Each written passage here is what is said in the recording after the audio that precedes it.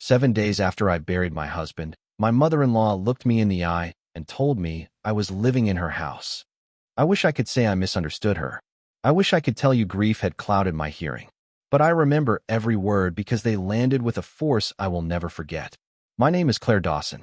I was 68 years old when my husband, Thomas, passed away after 43 years of marriage. The week that followed felt like a blur of casseroles, sympathy cards, and long stretches of silence. Every room in our home reminded me of him. His reading glasses still rested beside his favorite chair. His coffee mug sat in the cabinet exactly where he had left it. Sometimes I would walk into a room expecting to hear his voice, only to remember he was gone. On the 7th day after the funeral, I was sitting at the kitchen table staring out the window when I heard a sharp knock at the front door. I already knew who it was. Margaret Dawson never waited for invitations. She entered carrying a leather folder tucked beneath one arm. At 79, she moved with surprising confidence. She did not ask how I was doing. She did not mention her son. She did not sit beside me or offer comfort. Instead, she placed the folder on the table and pushed it toward me. "We need to discuss the house," she said. I frowned. "The house?" "Yes," she replied. "Without Thomas here, certain things need to be corrected." Something in her tone made my stomach tighten. I opened the folder. Inside were copies of property records and handwritten notes. I barely had time to glance at them before Margaret delivered the sentence that changed everything. "Without my son," she said calmly, "this house belongs to me now." For several seconds, I simply stared at her. I thought she had misspoken. Surely no mother would come into the home of her grieving daughter-in-law and make such a claim a week after her son's funeral. "Margaret," I said carefully, "Thomas and I own this house together." She folded her hands. "That is not how I see it." The room suddenly felt smaller, colder. I looked toward the backyard where Thomas had spent countless weekends planting flowers and repairing fences. Every board in this house held memories of our life together. Margaret leaned forward slightly. "You have 30 days to make arrangements," she said. "That should be more than enough time." 30 days. After 43 years in the same home. After losing my husband.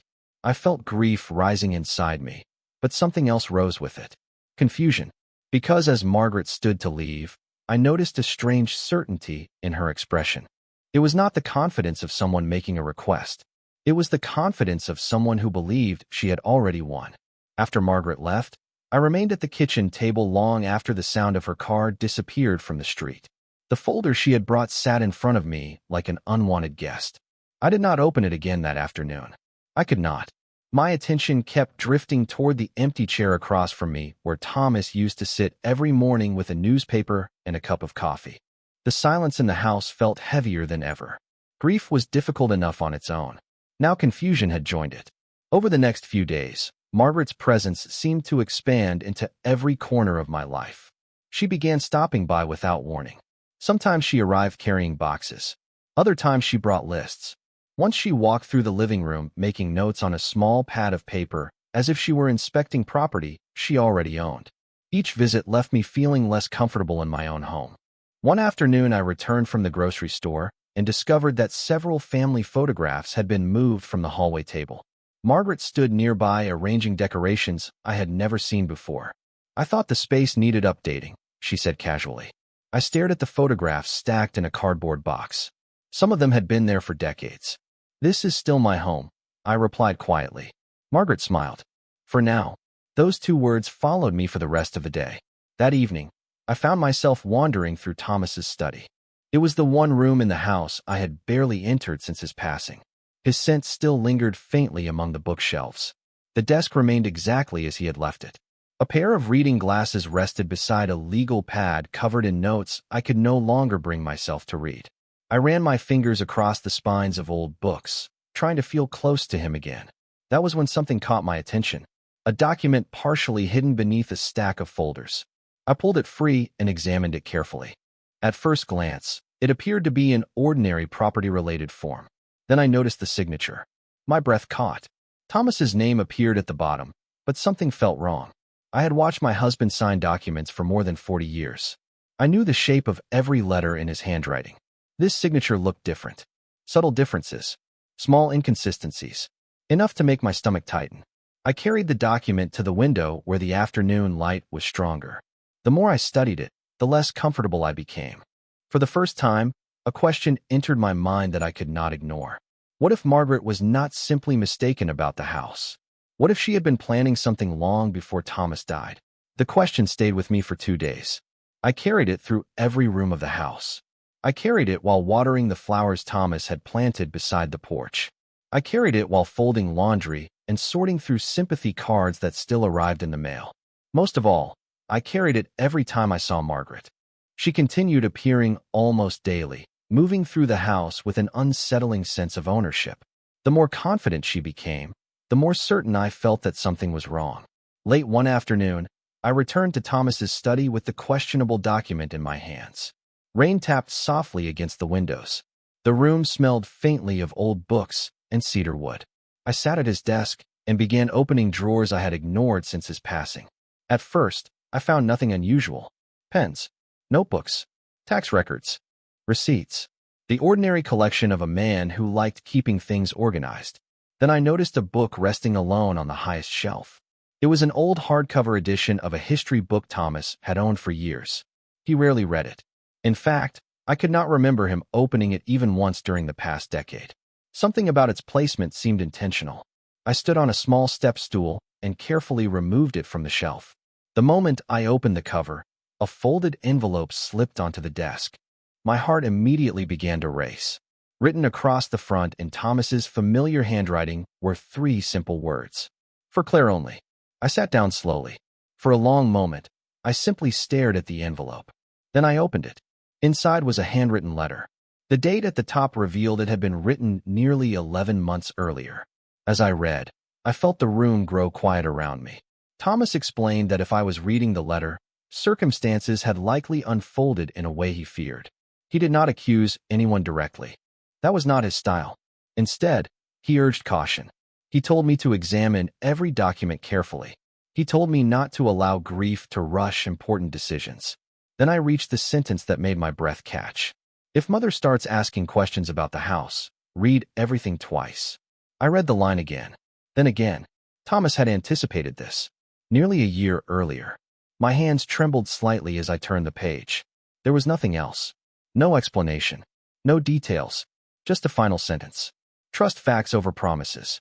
As I folded the letter, something small slid from between the pages and landed on the desk. It was a key. Brass. Worn from age. No label. No note explaining what it opened. I stared at it in silence. Outside, the rain continued falling against the windows. Somewhere downstairs, the grandfather clock chimed the hour. And for the first time since Thomas died, I felt something stronger than grief. I felt the unmistakable sensation that my husband was still trying to protect me. The small brass key stayed in my pocket for the rest of the evening. I carried it from room to room as though it might somehow explain itself. It did not. The following morning, I woke before sunrise and sat on the edge of my bed staring at it in my palm. Thomas had never been a dramatic man. He believed in preparation, not surprises. If he had hidden a key inside a letter meant only for me, there had to be a reason. After breakfast, I began searching the house. I checked desk drawers, filing cabinets, storage closets, and every locked container I could find. Nothing fit. By early afternoon, frustration was beginning to replace curiosity. Then I remembered something. Years earlier, Thomas had rented a small storage unit on the edge of town. He mostly used it for old business records and furniture that no longer fit in the house. We had not talked about it in years. I found the rental paperwork inside a file cabinet in the laundry room. My heart quickened when I saw the address. 30 minutes later, I was standing in front of a row of storage units beneath a cloudy sky. The manager confirmed that the unit remained active and was still listed under Thomas's name. My hands trembled slightly as I inserted the brass key into the lock. It turned smoothly. The door rolled upward with a metallic rattle. Inside sat several neatly stacked boxes, a small filing cabinet, and a wooden chest. Everything looked untouched. Dust covered most surfaces. It felt as though the room had been waiting for me. I opened the first box. Inside were folders containing financial records, correspondence, and copies of legal documents. The second box held similar material. Thomas had organized everything with his usual precision. Dates, notes, labels, evidence. Then I opened the wooden chest. On top rested a large sealed envelope. Across the front, written in bold handwriting, were words that immediately made my stomach tighten. Open only if Margaret makes a claim against the house. For several seconds, I simply stared at it. Thomas had expected this. Not suspected. Expected. I slowly broke the seal and removed the contents. Inside were copies of older property records, handwritten notes, and a letter addressed directly to me. Thomas explained that over the years he had become concerned about certain conversations involving family assets. He urged me not to jump to conclusions, but he also urged me not to ignore facts. One sentence stood out more than any other. If you are reading this, there is more you need to know. Tucked behind the letter was a separate folder marked with a date from 3 years earlier. As I opened it, a chill ran through me. The very first page contained information that suggested Margaret's interest in the house had started long before Thomas ever became ill. I spent nearly 4 hours inside the storage unit that afternoon. The deeper I went into the folders Thomas had left behind, the more I understood that he had not been collecting random paperwork. He had been building a timeline. Every document connected to another. Every note pointed toward a larger picture. By the time I opened the folder marked with the date from 3 years earlier, my hands were trembling. Inside were copies of letters, property inquiries, and handwritten observations made by Thomas himself. He had recorded conversations shortly after they happened. He had written dates beside names. Most importantly, he had documented repeated attempts by Margaret to discuss ownership of the house long before there was any reason to do so. At the time, Thomas had dismissed many of those conversations as harmless. Later, he stopped dismissing them. One page contained a note written entirely in his handwriting. Mother asked again whether the house could be transferred more easily if Claire were removed from certain documents. I read the sentence 3 times. Removed from certain documents. The words felt cold and deliberate. Another folder contained copies of paperwork that appeared almost identical to the document I had found in Thomas's study. When I compared the signatures, my concern deepened. Several signatures looked inconsistent. Not dramatically different, just different enough to raise questions. Thomas had circled certain sections in red ink and written a short note in the margin. Verify before trusting. As the afternoon passed, I discovered another name appearing again and again throughout the records. Henry Whitaker. At first I only recognized him vaguely. Then I remembered.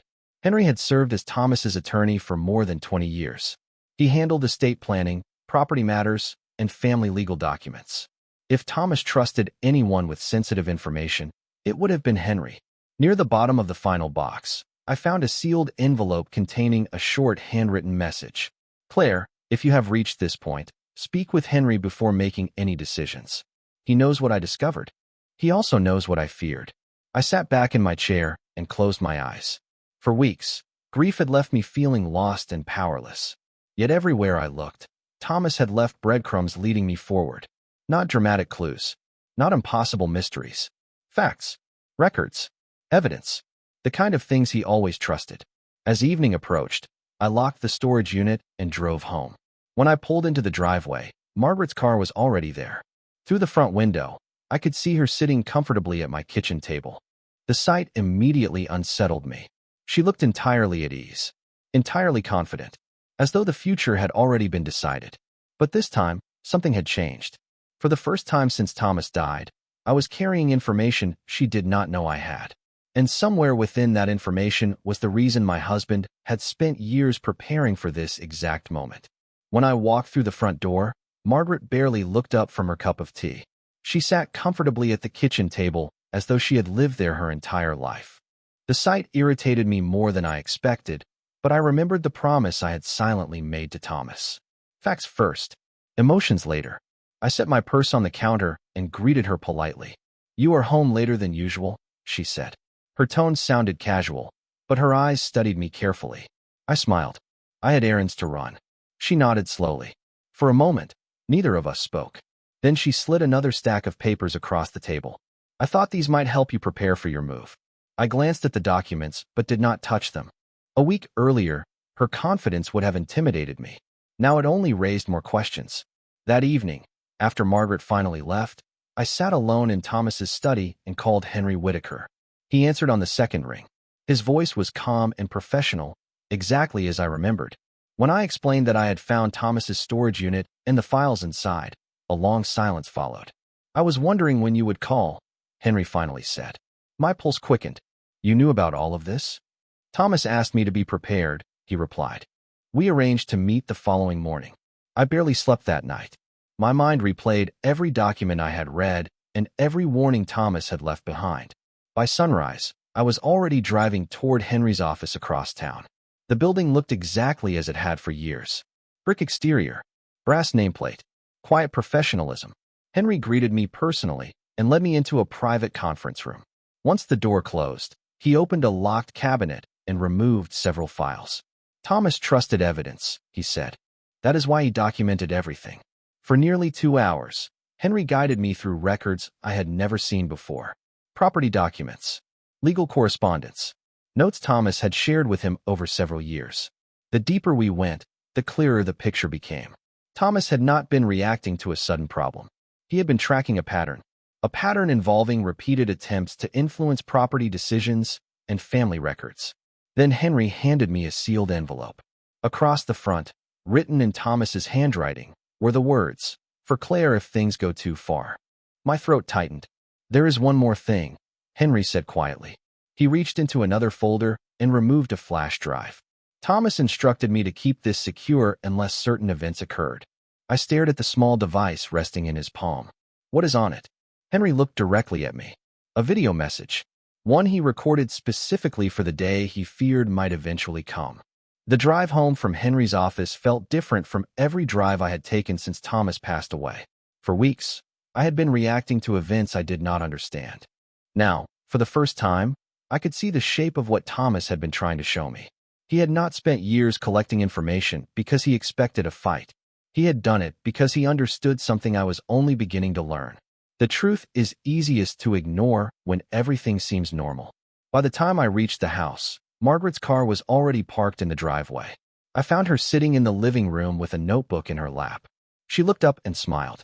"I have wonderful news," she said. I set my purse down and waited. "I am organizing a family gathering this weekend. Everyone should be together while these decisions are finalized." The way she said finalized immediately caught my attention. She spoke as though the outcome had already been determined. "What decisions?" I asked. Margaret closed her notebook. "The house, of course. It will be easier once everyone understands the situation." I nodded politely. To my surprise, I felt no anger, only patience. Thomas had left me enough evidence to know that rushing would be a mistake. "That sounds fine," I said. For a brief moment, confusion flickered across Margaret's face. She had expected resistance. Instead, I smiled and excused myself. Over the next several days, I allowed Margaret to believe she was winning. She spoke openly about future plans for the property. She discussed renovations. She even suggested changes to the garden Thomas had planted with his own hands. Each conversation revealed more than she realized. Meanwhile, I met with Henry twice. Together, we reviewed additional records and organized the material Thomas had preserved. Every document supported the same conclusion. More importantly, Henry carefully prepared the video Thomas had recorded. I still had not watched it. Part of me wanted to. Another part feared hearing his voice again. The family gathering arrived on a cool Saturday afternoon. Relatives began arriving shortly before 4 o'clock. Cousins, nieces, nephews, and longtime family friends filled the house. Margaret greeted everyone with unusual confidence. She moved through the crowd like a woman hosting a celebration. As conversations filled the living room, I noticed several people quietly glancing toward me with sympathy. Clearly, Margaret had already shared her version of events. By 6 o'clock, everyone was seated. Margaret stood and thanked the family for coming. Then she began explaining why important changes needed to happen. She spoke carefully, convincingly. Several relatives nodded along. A few even appeared to agree with her. I remained silent. The more she spoke, the more confident she became. Finally, Margaret looked directly at me. "Claire understands that this arrangement is best for everyone," she said. The room grew quiet. Every eye turned toward me. Slowly, I stood from my chair. My heart was pounding, but my voice remained steady. "Before anyone makes a decision," I said, "there is something Thomas wanted all of us to see." For a moment, nobody moved. The room remained completely silent as Henry Whitaker stepped forward carrying a small laptop and the flash drive Thomas had entrusted to him. Margaret's confident smile faded slightly. Several relatives exchanged confused glances. I could feel my heart pounding, but I remained calm. Henry connected the device to the television in the living room. A few seconds later, the screen flickered to life. Then Thomas appeared. A collective gasp moved through the room. Seeing him again felt almost unreal. He sat behind the desk in his study, wearing a blue button-down shirt I knew well. His expression was serious but gentle. For a moment, I forgot about everyone else. I simply listened to my husband's voice. Thomas began by thanking the family for gathering. He spoke about responsibility, honesty, and the importance of protecting the people we love. Then his tone changed. He explained that over several years he had become concerned by repeated conversations involving family property and ownership rights. He carefully described how those concerns had led him to document records, preserve correspondence, and seek legal advice. No accusations, no anger, just facts. One after another, documents appeared beside the video. Property records, letters, notes, copies of files Henry had already shown me, each piece connected to the next. Thomas explained why he had saved them. He explained why he had become worried. Most importantly, he explained that every document had been reviewed and preserved long before his health declined. The room grew quieter with every passing minute. Several relatives leaned forward in their chairs. Others stared at the screen without blinking. Margaret sat completely still. Her hands were folded tightly in her lap. Then Thomas addressed the issue directly. He revealed that multiple attempts had been made over the years to influence discussions about the house and family assets. He explained why he had refused certain requests. He explained why he had taken steps to ensure that ownership of the property remained protected. Supporting records appeared beside his statements. Dates matched. Notes matched. Signatures were compared. Everything aligned. Nobody needed to argue because the evidence spoke clearly on its own. I glanced toward Margaret. For the first time since Thomas died, uncertainty appeared in her eyes. The confidence she had carried for weeks seemed to disappear little by little. Then the final portion of the recording began. Thomas looked directly into the camera. His voice softened. He spoke about me. He spoke about our marriage. He spoke about the life we had built together inside the house where we were all sitting. Finally, he said something I will never forget. Claire has stood beside me through every challenge life placed in our path. If you are watching this, I want there to be no confusion. This home belongs with the person who helped create it. The screen faded to black. Nobody spoke. The grandfather clock in the hallway seemed unusually loud. Tick, tick, tick. Then Henry quietly placed a final folder on the coffee table. There is one last document, he said.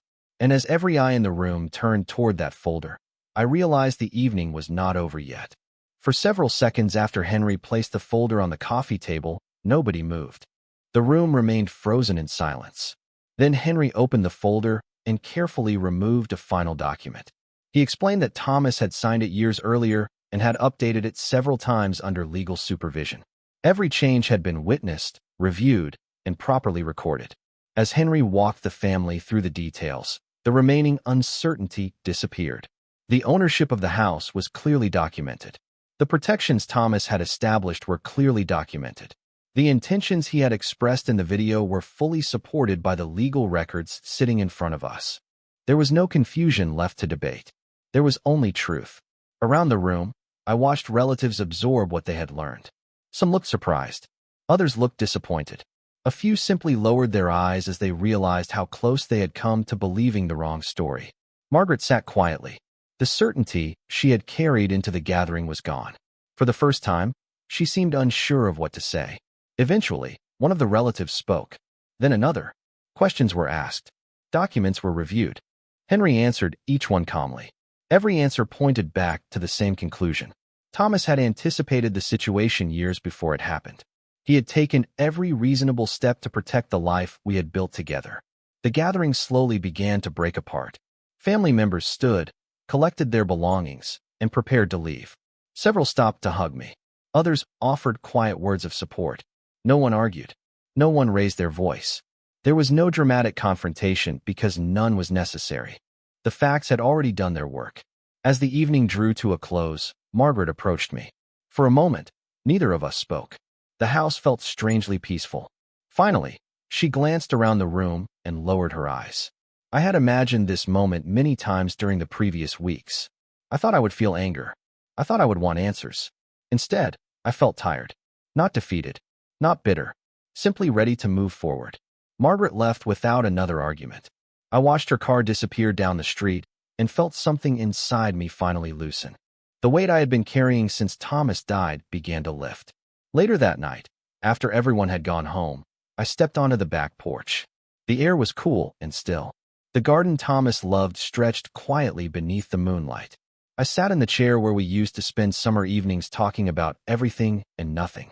Beside me rested the letter he had hidden inside the book. In my pocket was the small brass key that had started the journey. I looked toward the house and smiled. Not because I had won. Not because someone else had lost. I smiled because Thomas had given me one final gift. He had given me the truth. And in my darkest moment, that truth reminded me that I was never as alone as I believed. The house remained exactly where it belonged, filled with memories, protected by love, and waiting for tomorrow.